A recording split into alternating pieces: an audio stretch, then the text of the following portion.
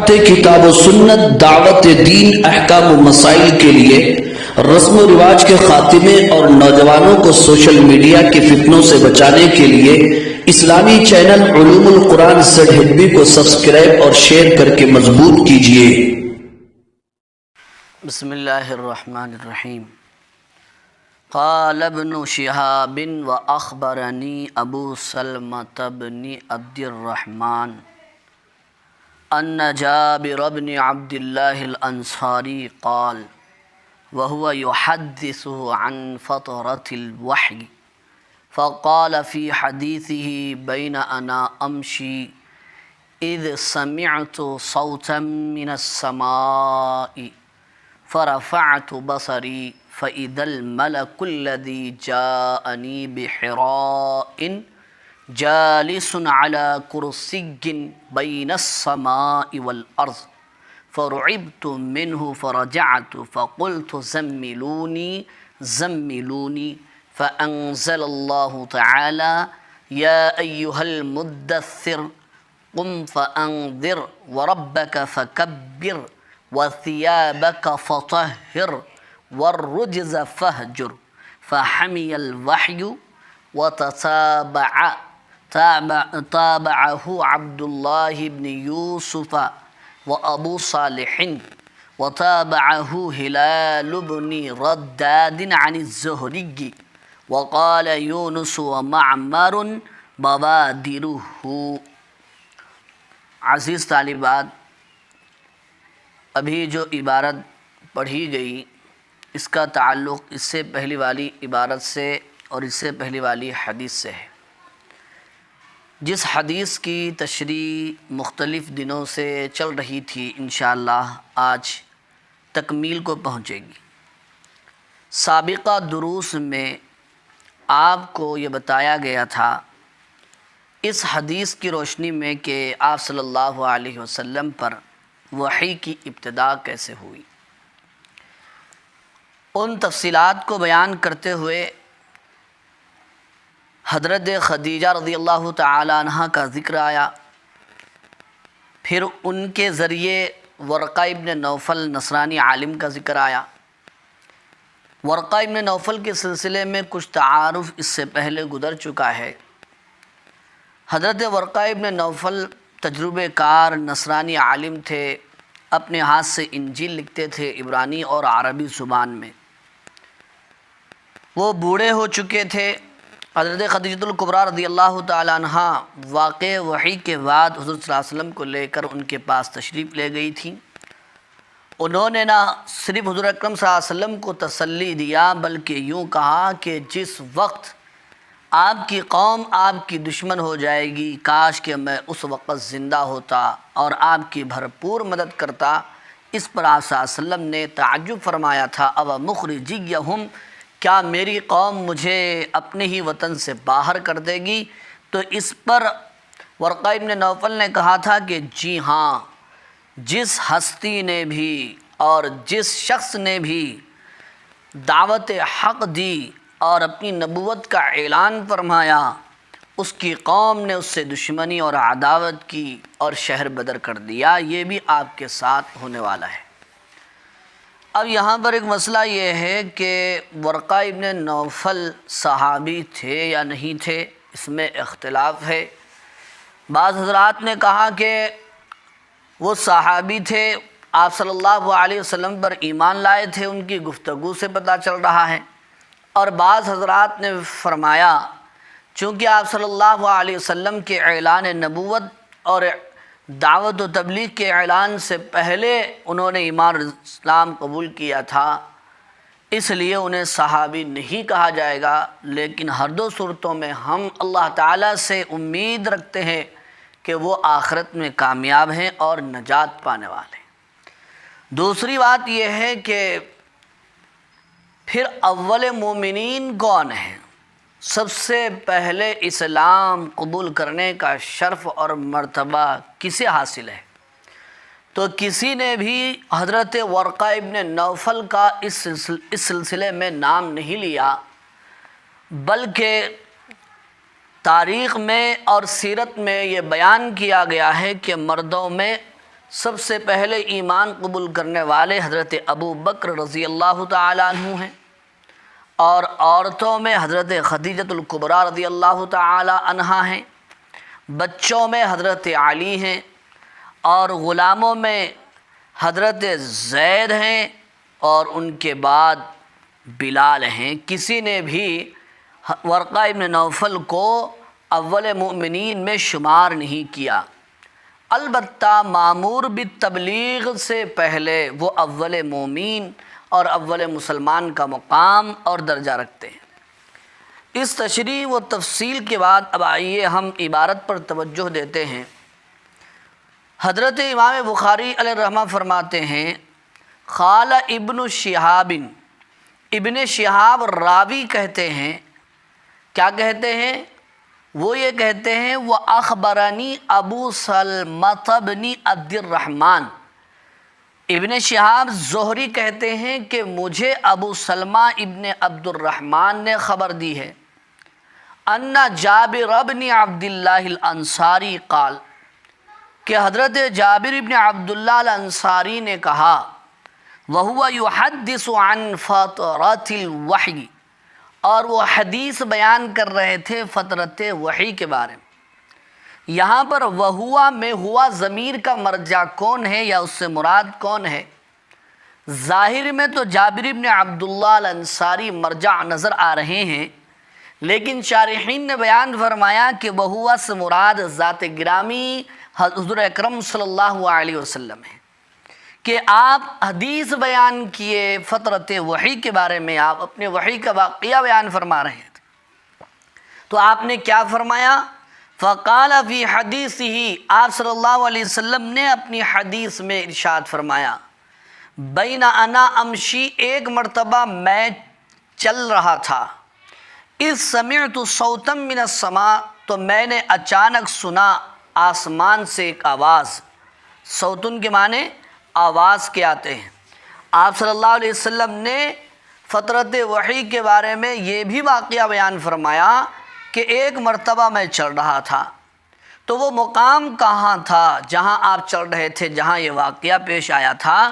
تو شارحین نے بیان فرمایا ہے کہ غار حرا میں 1 مہینے کا اعتکاف کرنے کے بعد آپ ایک وادی سے گزر رہے تھے، تو وہاں پر یہ واقعہ پیش آیا، اور آپ صلی اللہ علیہ وسلم کو فرشتہ کرسی پر بیٹھا ہوا زمین و آسمان کے درمیان نظر آیا، جسے دیکھ کر آپ گھبرا گئے، گھر آئے، چادر لی، اور آپ نے عالم گھبراہٹ میں اس چادر کو اوڑھ لیا، تو سورہ مدثر نازل ہوئی، اور اللہ تعالیٰ نے پیار بھرے انداز میں آپ کو تسلی دیتے ہوئے اور حوصلہ افزائی کرتے ہوئے آپ کو مدثر کا خطاب دیا، یا ایھا المدثر، اے چادر اوڑھ کر سونے والے، قم فانذر، کھڑے ہو جا، فانذر، لوگوں کو ڈرا۔ یہ سورہ مدثر نازل ہوئی تھی، اسی واقعے کا یہاں پر ذکر ہے۔ اذ سمعت صوتا من السماء، تو میں نے آسمان سے اچانک ایک آواز سنی، فرفعت بصری، تو میں نے اپنی نگاہ اٹھائی، بصر ان کے معنی نظر، نگاہ، رفع اٹھانا، میں نے اپنی نگاہ اٹھائی، فَإِذَا الْمَلَكُ الَّذِي، تو اچانک وہ ملک، وہ فرشتہ جو جاءنی آیا تھا میرے پاس، بِحِرَاءٍ، غار حرا میں، سورہ علق کی آیتیں لے کر کے جو فرشتہ آیا تھا غار حرا میں، جالسٌ علی کرسی بین السماء والارض، وہ بیٹھا ہوا تھا کرسی پر آسمان اور زمین کے درمیان، فرعبت منہ، تو میں اس سے ڈر گیا، گھبرا گیا اس فرشتے کو ایسی حالت میں دیکھ کر۔ یہ فطری خوف اور ڈر تھا جو نبوت کے منافی نہیں ہے۔ اس سلسلے میں تفصیلاً اس سے پہلے درس میں گفتگو ہو چکی ہے۔ فرجعت، پھر میں لوٹا، فقلت، پھر میں نے کہا، کس سے کہا؟ گھر والوں سے، زملونی زملونی، مجھے کمبل اڑا دو، مجھ پر چادر ڈال دو۔ فانزل اللہ تعالی، تو اللہ تعالیٰ نے نازل فرمایا، سورہ مدثر کی ابتدائی آیات نازل کی گئی، یا ایھا المدثر، اے چادر اوڑھ کر سونے والے، اے چادر اوڑھنے والے، قم فانذر، کھڑے ہو جا پھر لوگوں کو ڈرا، وربک فکبر، اور اپنے رب کی بڑائی بیان کر، یعنی ایمان کا ذکر کر۔ اور بعض لوگوں نے نماز کی تکبیر بھی مراد لی ہے، جو ہم نماز شروع کرنے سے پہلے نماز کی افتتاح کے لیے پڑھتے ہیں اللہ اکبر، وہ بھی مراد ہو سکتا ہے۔ وَثِيَابَكَ فَطَهِّرْ، اور اپنے کپڑوں کو پاک رکھ۔ یہاں پر مفعول پہلے جو فعل بعد میں ہے، یہ تاکید کے لیے ہے، اہمیت کے لیے ہے، تکبیر اور تطہیر کی اہمیت بتانے کے لیے اس طرح فعل کو مؤخر کیا گیا اور فاعل کو مقدم کیا گیا۔ وَالرُّجْزَ فَاهْجُرْ، اور گندگی سے دور رہیے۔ رجز کہتے ہیں گندگی، مراد یہاں پر اوثان اور بتوں کی گندگی مراد، اس سے دور رہیے۔ فَحَمِيَ الْوَحْيُ وَتَتَابَعَ، اس کے بعد وحی لگاتار آنے لگی۔ اب اس کے بعد وحی کا وقفہ نہیں ہوا، فترت وحی کا دور نہیں آیا، مسلسل وحی آتی چلے گی۔ الحمدللہ یہاں پر یہ طویل حدیث مکمل ہو چکی۔ اس کے بعد حضرت امام بخاری علیہ الرحمہ تابعہ عبداللہ ابن یوسف و ابو صالح سے حدیث کے سلسلے میں، اس حدیث کے سلسلے میں ایک دوسری بات بیان کرنا چاہتے ہیں۔ عزیز طالبات، حضرت امام بخاری علیہ الرحمہ کی عادت شریفہ عام طور پر متابعت پیش کرنے کی ہے، اور متابعت دو قسم کی ہوتی ہے، ایک متابعت تامہ اور دوسری قسم ہے متابعت ناقصہ۔ متابعت تامہ حدیث کے سلسلے میں کسے کہتے ہیں؟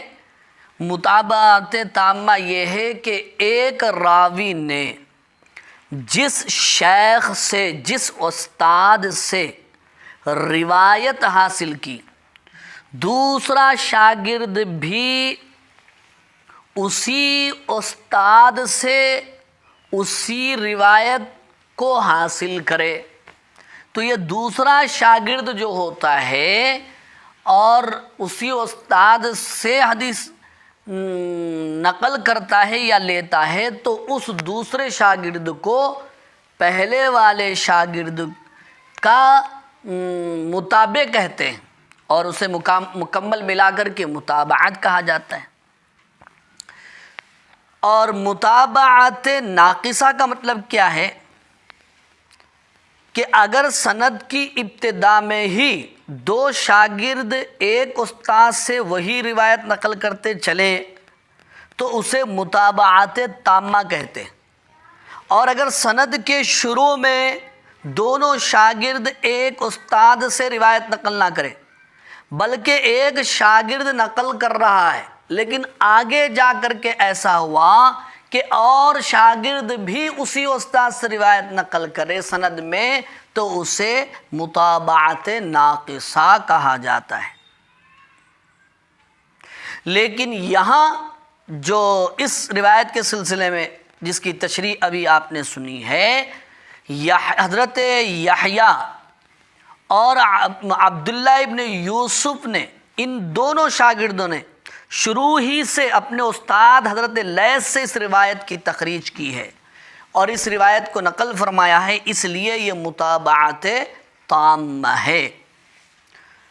اور آگے جو کہا گیا کہ حضرت ہلال ابن رداد نے زہری سے اس کی متابعت کی ہے، تو اس سے حضرت امام بخاری یہ بتانا چاہتے ہیں کہ حضرت ہلال ابن رداد نے زہری سے جو روایت نقل کی ہے اس میں متابعت ناقصہ ہے، متابعت تامہ نہیں ہے۔ فرماتے ہیں تابعہ عبداللہ ابن یوسف و ابو صالح، اس حدیث کی متابعت کی ہے عبداللہ ابن یوسف نے اور ابو صالح نے۔ وتابعہ ہلال ابن رداد عن الزہری، اور اس حدیث کی سند کی متابعت کی ہے ہلال ابن رداد نے زہری سے۔ وقال یونس و معمر بوادرہ، اور حضرت یونس اور معمر کہتے ہیں بوادرہ۔ دیکھو اس حدیث میں ایک جگہ یہ الفاظ آئے ہیں یرجف فؤادہ، آپ صلی اللہ علیہ وسلم کا دل گھبرا رہا تھا، تو وہاں پر اس سند کے دو راویوں نے فوادہ کا لفظ یا وہ الفاظ نقل نہیں کیے، بلکہ اس کے بجائے فوادہ کے بجائے بوادرہ کے الفاظ استعمال کیے۔ الفاظ الگ الگ ہیں لیکن دونوں کے معنی ایک ہیں، مفہوم ایک ہے، تو اس سے کوئی فرق نہیں پڑتا۔ اور حضرت امام بخاری علیہ الرحمہ یہی کہنا چاہتے ہیں کہ متابعت میں صرف مضمون و مفہوم ایک ہونا کافی ہے، الفاظ کا ایک ہونا ضروری نہیں ہے۔ بہرحال اللہ تعالیٰ سے دعا فرمائیے اللہ تعالیٰ ہمیں وحی کی عظمت سمجھنے کی توفیق عطا فرمائے۔ قبل اس کے کہ اس حدیث کی تشریح کی تکمیل ہو، ایک اہم بات آپ کے سامنے عرض کرنا اور بیان کرنا ضروری ہے، وہ ہے ترجمۃ الباب کا ثبوت۔ اس حدیث سے بابٌ کیف کان بدء الوحی، ترجمۃ الباب کیسے ثابت ہوتا ہے، وہ تو بآسانی ثابت ہو جاتا ہے عزیز طالبات، اس لیے کہ ترجمۃ الباب کے دو مقصد بیان کیے گئے تھے، ایک ظاہری مقصد اور ایک باطنی مقصد۔ ظاہری مقصد تو یہ بیان کیا گیا تھا کہ ابتدائے وحی کی تفصیل مقصود تھی، ابتدائے وحی کی کیفیت و نوعیت بتانا تھا اس ترجمۃ الباب سے، اور باطنی مقصد عظمت وحی بیان کرنا تھا اس ترجمۃ الباب سے۔ چنانچہ اس حدیث میں یہ دونوں چیزیں بحمد اللہ تعالی مکمل طور پر موجود ہیں۔ جہاں تک ابتدائے وحی کی کیفیت اور نوعیت بیان کرنا ہے تو اس حدیث میں بیان کیا گیا ہے کہ وحی کا نزول آپ صلی اللہ علیہ وسلم پر کیسے ہوا۔